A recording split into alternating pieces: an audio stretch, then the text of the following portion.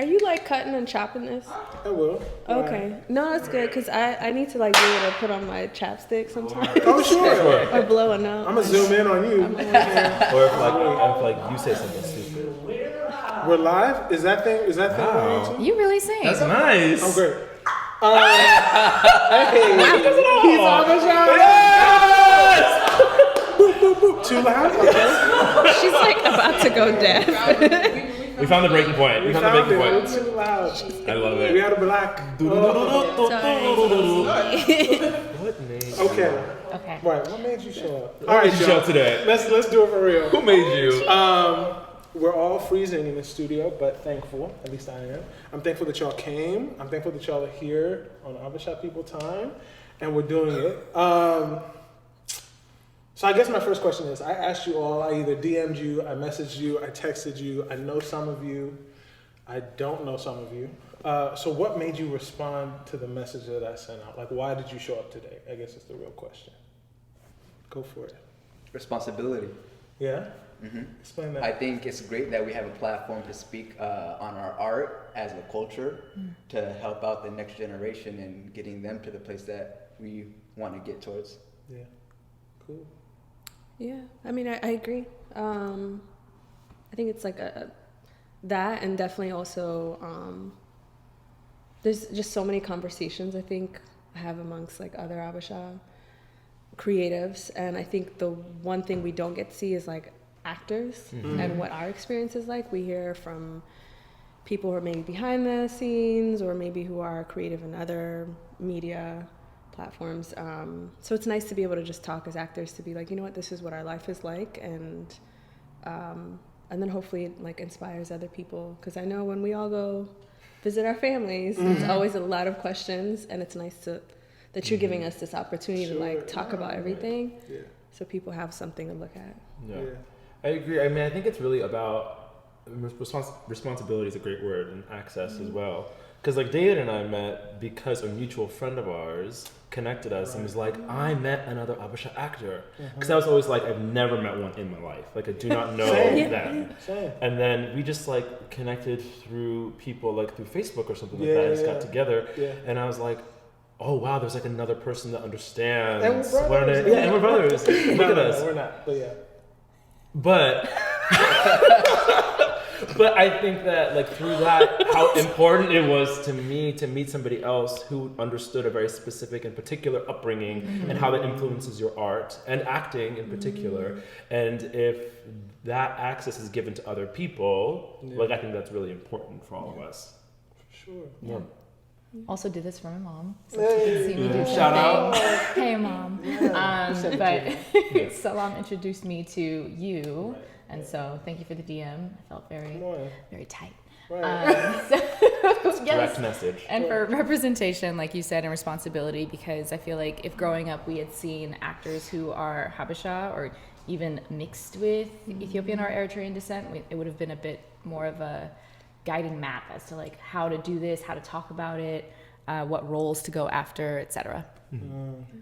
You mentioned like creatives, artists, people behind the scenes. Like, how would you describe yourselves as artists?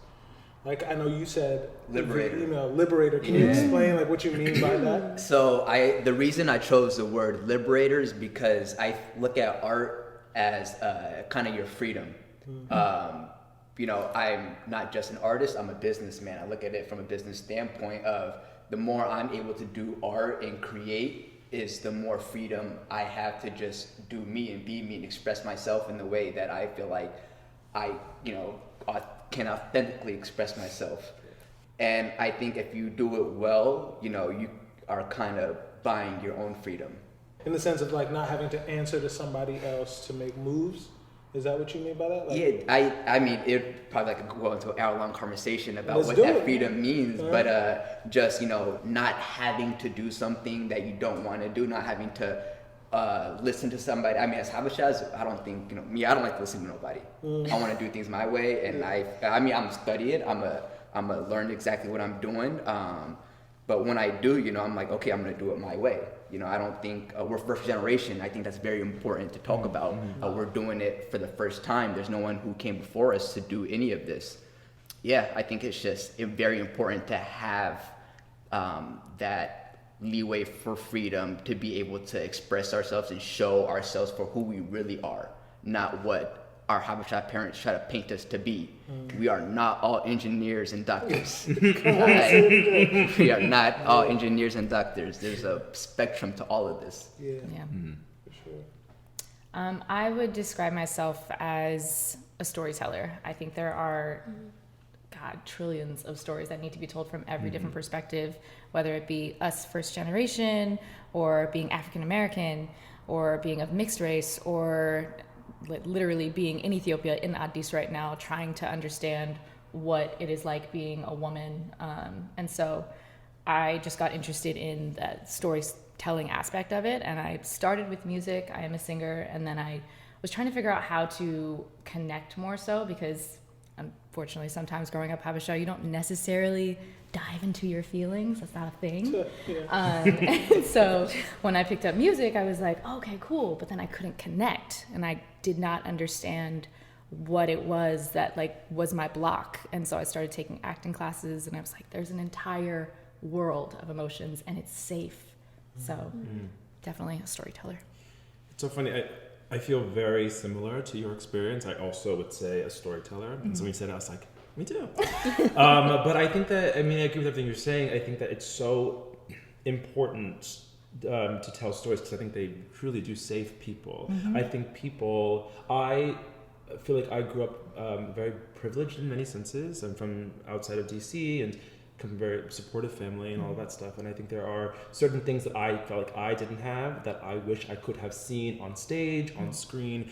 And this idea of access and telling your story and seeing people like you on a stage go through something that makes you feel like you're not alone in the world, right?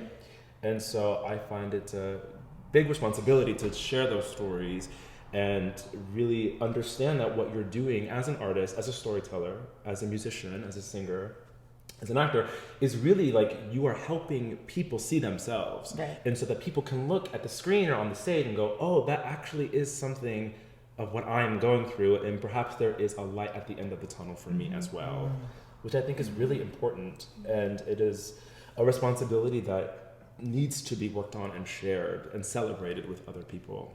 Yeah. No, don't feel like you have to. Don't feel like you have to answer. Don't feel like you have to. You don't feel like you have to. No. I think you guys have summarized everything that I'm feeling. So yeah, I would call myself a storyteller. Maybe on a technical level, multidisciplinary artist, because I sing, I act, trying to write, producing. So, and I think we're all in that boat, and it's nice to be able to say, have one definitive word for it, which is storyteller, because at the end of the day, I'm there to serve the story, and what is the story I want to tell, whether it's mine or somebody else's. So I'm in agreement with all you guys. Beautiful. Yeah.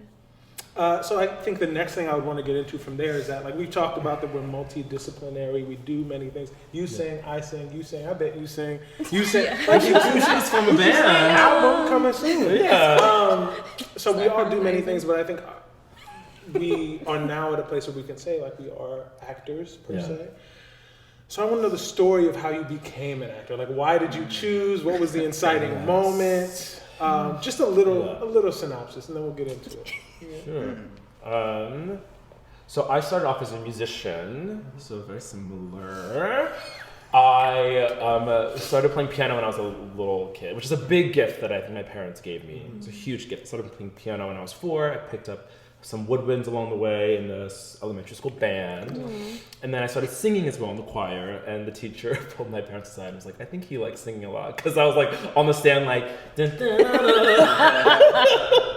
dun, singing and dancing, and so I took singing lessons as well. And then that bled into musical theater, because that's what all the singers did in my high school. So I did a lot of musical theater, and then I did a musical, and a singing teacher was like, oh, I think you should be in plays. I think that's something that you should try.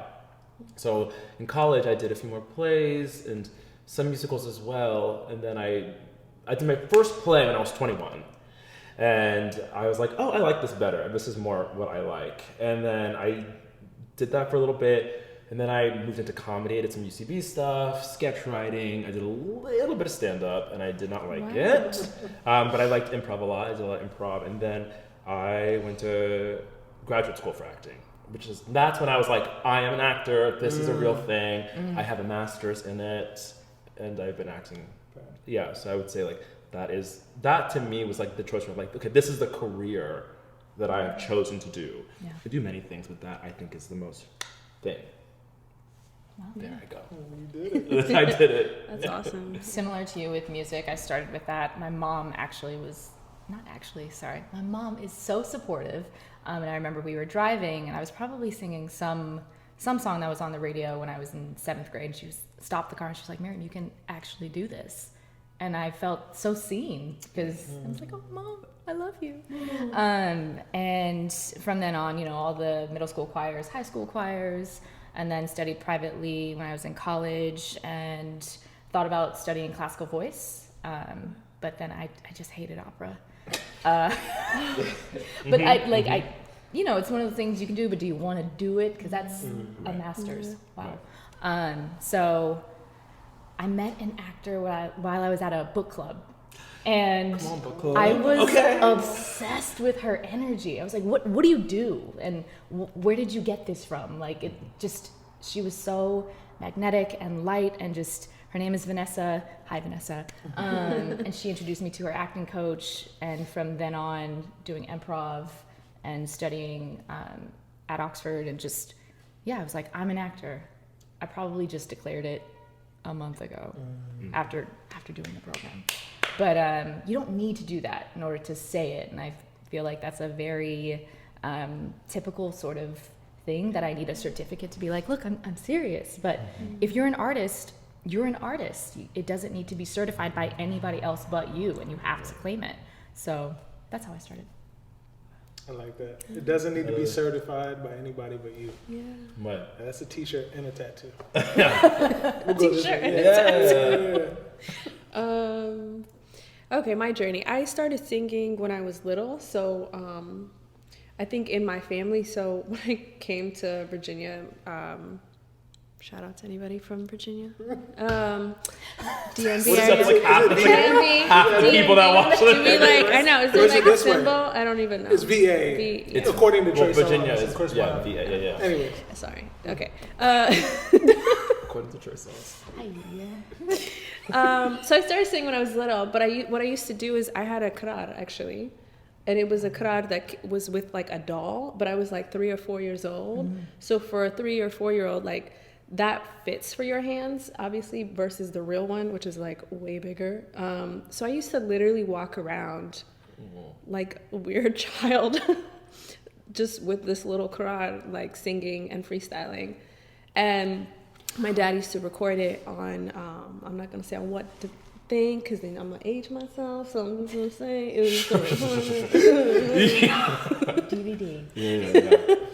So the tablet. We had the iPad ready for you. So I used to record it. And so like that's when it started for me.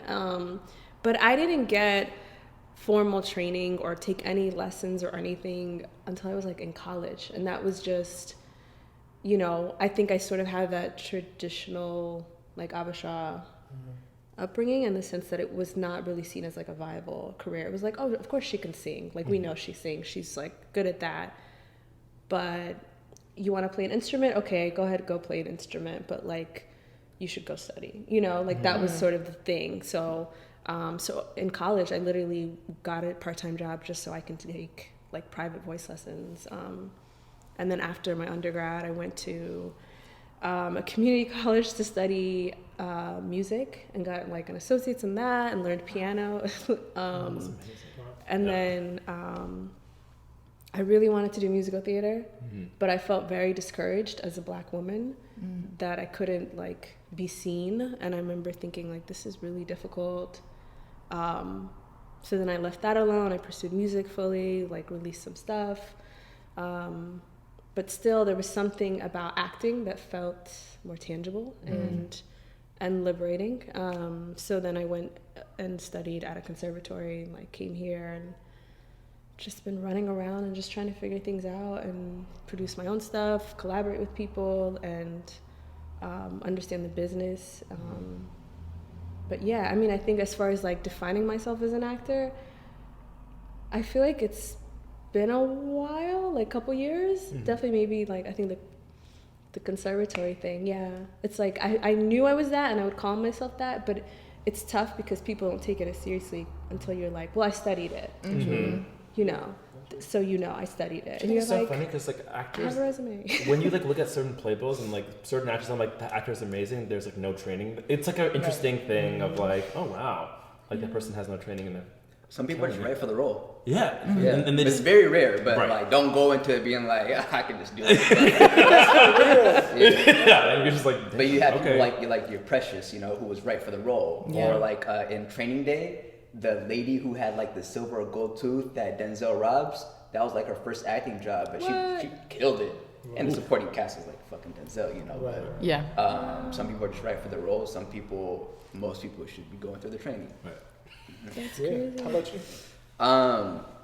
Well, I think it has to go back to 3 defining moments in my life when I decided to become an actor, and it starts out when I was a child. You know, my hero is my dad. Of course, I've like, guys, your hero is your dad, and the way my dad used to watch a lot of movies growing up, and the way he used to look at like, you know, your Denzels, your Eddie Murphys. So if I'm like, my dad's my hero, and he's looking at these guys like that's their hero, so I'm looking at them like with awe. So that's like the highest, you know, highest whatever. That, yeah, you know what I'm trying to say. That I could look at, career, you know, path that I could look at. So it started with that, but it was just an idea. It was a seed at that time. And then in my early teenage years, I was in we had a tight-knit Habesha community in Seattle, and there was a competition, and there was actual professionals in the competition. It was a talent show, and me and my sister won the talent show with no talent. We just won off of pure entertainment. And then I remember the lady that hosted the show pulled me to the side, and she was like, "You're dope at entertaining. Like, you should be an entertainer." I was like, "Oh shit, low key. Like, I always wanted to be an actor." But that was the first time someone like made it real to me. Like, okay, like it was not just in my head. Like, someone made it a real thing. Like, it could be a real thing. But you know, even then, it was still an idea. And then I remember when I was 19 years old, there was a very unfortunate day where had my friends not been there, I probably would have been dead. And so the next day, I had like my first real conversation with God, and I was like, I gotta leave the life that I was living behind and go out for my ultimate life, or you know, this cannot continue, or I will go back to, you know, in those circumstances. So I had my first real conversation, and was like, that old me had to die that day, and the new me was born, you know, kind of like the phoenix. So from that day forward, you know, like I was like, okay, plan it out. How do I do this? Where am I going? Am I going to LA? Am I going to New York? What am I doing? And kind of just went after it, hard body ever since. And 10 years later, you know, I'm where I'm at now. That's wild. I love stories, man. Come on. That's dope, y'all. I too am an What actor. about Oh, you? David, I'm so lost in y'all stories. Man. That's huge, though. Leaving the old you behind is huge. Me, as a kid growing up, we went to church. I went to EEC. Shout out EEC in DC, and they had a play program that people would put on. And my godmother, like if I had a godmother, she would be that Azu. She put on this play about the crucifixion and resurrection of Jesus. Wow. And I remember getting on that stage. And I did something, I can't remember exactly what I did, but I just broke the fourth wall. I was just like, and I'm here! Oh. And she was like, can you get off the stage? Jesus is coming. Come on. And I remember those moments. I remember moments of like, my mom used to sing with me. Like my mom can't, like her pitch is terrible, but she just sang with her heart. And I just remember she used to always, I go home, like my family maybe hates me for this, but like I would put in, home videos and watch home videos and just kind of like watch myself with my mom as a kid. And like at 5, like she had this little plastic guitar for me and that little microphone you could sing into that echoes back to you. So music was always a part of my life. And I started getting lessons when I was 10, like in piano and violin. But I hated practicing. Still don't really like practicing instruments that much today. But I picked it up. I had a decent ear.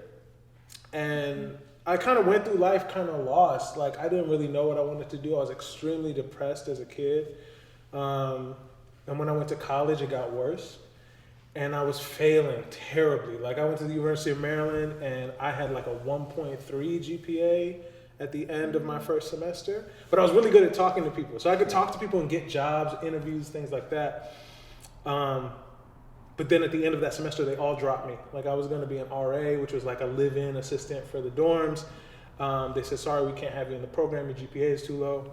So that next semester, I took a class on, it was either, they said, we're going to kick you out of school if you don't get your grades up. I almost got kicked out for cheating on a math test. And then they said, you either have to take how to choose your major or how to study. Hated studying. So I took the how to choose your major class. And in that class, there was a video that was like, you have to figure out why you're living. Are you living for your parents? Are you living for someone else? What's the purpose of your life? And for some reason, that really struck me. My parents are people who talk in that way. It's like, what's your purpose? What do you want to be? Who are you? How do you relate to God? And so that video, that film that I watched in class, for some reason really affected me. And I knew that day I wanted to be an actor. And I went to the theater program, studied, and got in with some people that really liked me and like really fostered my creativity and my skill set. Then I worked in DC for a little bit, but I knew I wanted to go to grad school because while I was in Maryland, I ended up doing my first professional show with a bunch of like actors, you know.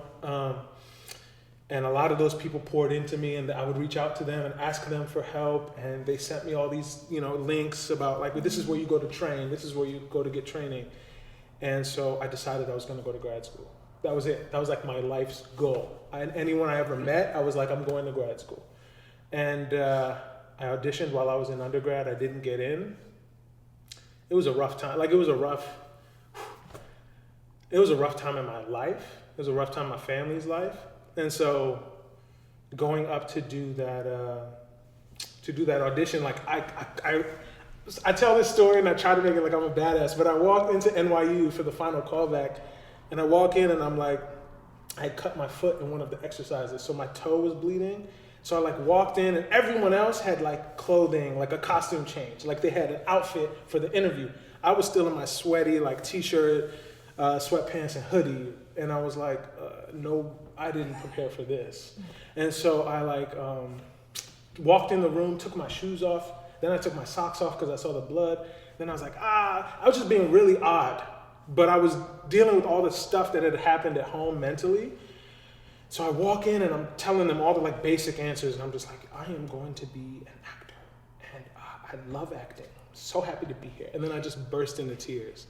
And then I got up and I was like, I'm so fucking sorry, y'all. I really just, I don't give a fuck if y'all accept me. I'm so happy to be here. I pointed out the window. I was like, I'm in New York. We're in the top 3 schools.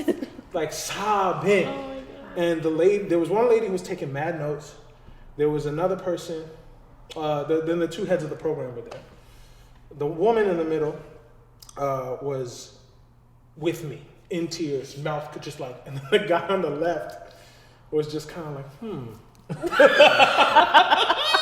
this dude's crazy. And so like, you know, that happened. I didn't get in, but it taught me a lot. I was like, yo, my mental health ain't it. It ain't there yet. So I decided to go back. It was kind of decided for me, but I moved back home to Maryland. I lived in my parents' basement. I worked at Starbucks. I taught kids in DC. And then I really prepared. I remember like, yo, this is maybe TMI, but like I had like a testicular issue where like my testicles swelled, like to the point where like I couldn't even move. I was limping at work, and I don't know what happened. I mean, I ended up finding out what happened, but I limped to work. I went to the gym. It was like whatever. But that following week, I had paid for a coaching session with Brian McManaman. And so I was like, I am going to that coaching session. I paid $100-something for that. I don't care. I pulled off, and I got an email that week from my doctor. It was like, urgent, must respond. I deleted it. I was like, don't care. Got on the bus. Oh my God. Got in the parking lot for the mega bus. Got a phone call from my doctor. My doctor was like, we need to x-ray you now. I said, too late. I'm on a bus to New York. I'll see you tomorrow. And so I got on the bus to New York, did the coaching session, and then came back home. And then they did a scan, and they were like, you're okay, and I'm fine, and all that. Oh my But God. that goes to show you're willing to die for this. I was like, kill me. Yeah. Kill me now. Because I can't go back to doing whatever it was I was doing in my parents' basement, crying and worried about what I was going to be. Like, I can't ever do that. Like, But there's kind of a beauty of getting to that point where it's like, okay, it can't get worse. Yeah. So when you know that you're willing to die for what you got to do, like, you don't have to literally try to die, you know. But you just got to keep you going. had that mentality. It's like only up from there. Right. So, yeah. I was gonna say, I hope this conversation at least inspires someone to understand that they don't have to get to that point. For sure. Like, Right. because I Yeah. feel like that would have been so helpful again if we could have seen more Somebody, representation. because for me, it felt like do or die, because it was like, there is nobody like me. I feel alone in this. Yeah. Right. And so I had to kind of just go to prove my parents wrong. And in that second cycle of auditioning, Yeah. I ended up getting into grad school, and then going, and Yeah. that's its own. That's how I ended up meeting you. Yeah. Essentially, I went to Yeah. college with his brother, My younger brother. and that was a whole other thing. Yeah. But yeah. And so my parents like, oh, David. But Yeah, something I today. guess that's my story. Yeah. But thank you all for sharing that, because I think another thing that this points out is that also there are many paths to this. Like, Yes. I think something I wish I realized when I was younger is that there are not, it's not singular.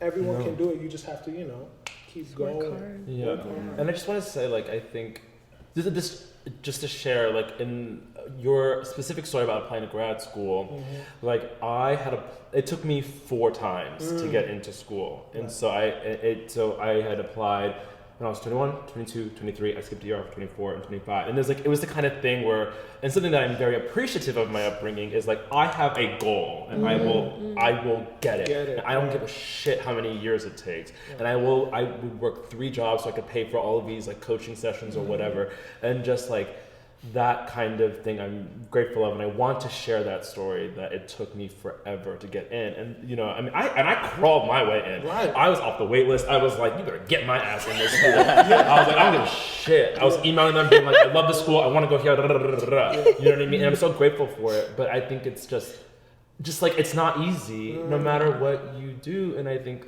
that dedication and that perseverance is inspiring. And hearing that story, I just wanted to share that also. Sure. It's tough. Like, this work that we do is tough, and especially for the lack of representation that we have. We have no God. That's why I was so excited about this talk, because you were literally the first Habesha actor I've ever met in my life, and we met a few years ago. Yeah, 2016? Something like that. Yeah. Yeah. You know what I mean? And I think the great thing about being in the journey for me was that when I was in grad school, I got a text from that same coach asking about an Ethiopian play, or an Ethiopian character in a play that I had found. Right. So I found this play, the way I found this play, a director that I had worked with when I was 19 messaged me like a mass email to say, hey, come see this play, the recommendation, and it had an Ethiopian American lead actor in it. And I was like, well, that person acting was not Ethiopian, but the character was. Mm-hmm. So I was like, I need this play. I don't care. So I got on Facebook, and on Facebook at the time, if you didn't connect with the person, they would charge you $1. So I had like $10 in my account.